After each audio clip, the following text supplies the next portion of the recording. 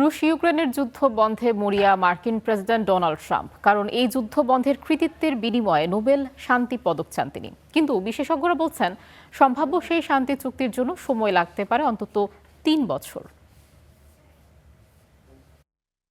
গেল ৪ বছরে এভাবেই বদলে গেছে ইউক্রেনের মানচিত্র। প্রতিদিন একটু একটু করে দেশটির প্রায় ২০% ভূখণ্ড এখন মস্কোর দখলে।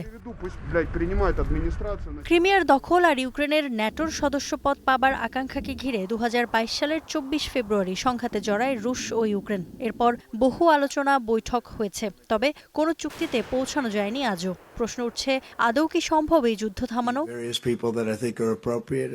মধ্যস্থতাকারী যুক্তরাষ্ট্র বলছে, ভূমির দখল ছাড়তে না চাওয়ার মতো কিছু বিষয় ছাড়া দুই পক্ষের মধ্যে দূরত্ব অনেকটাই ঘুচেছে। তবে ওই কিছু বিষয়কেই সবচেয়ে গুরুত্বপূর্ণ বলছেন বিশ্লেষকরা। তাদের মতে মূল বাধা এখন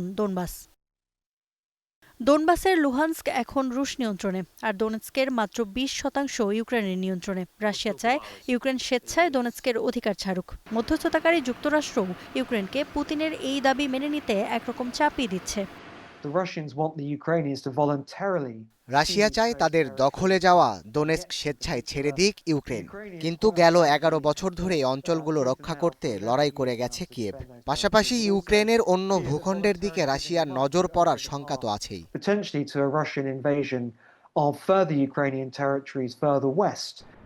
ভূখণ্ডগত জটিলতা থাকার পরও রাশিয়া ও ইউক্রেন আগামী ৩ বছরের মধ্যে একটি চুক্তিতে পৌঁছাবে বলে মত এই বিশ্লেষকের। কারণ এই যুদ্ধ বন্ধের কৃতিত্ব স্বরূপ নোবেল জয়ের তীব্র ইচ্ছা ট্রাম্পের। আর ২.৫ থেকে ৩ বছরের মধ্যেই হয়তো একটা চুক্তি হতে পারে, কারণ ট্রাম্প ইউক্রেনের পাশাপাশি রাশিয়ার কথাও শুনতে আগ্রহী। তিনি নোবেল পদক পেতেও বেশ উদগ্রীব। সেক্ষেত্রে রুশ ইউক্রেন যুদ্ধ বন্ধই হতে পারে তার পদক পাবার মূল চাবি, কারণ দ্বিতীয় বিশ্বযুদ্ধের পর রুশ ইউক্রেনই সবচেয়ে বড় যুদ্ধ।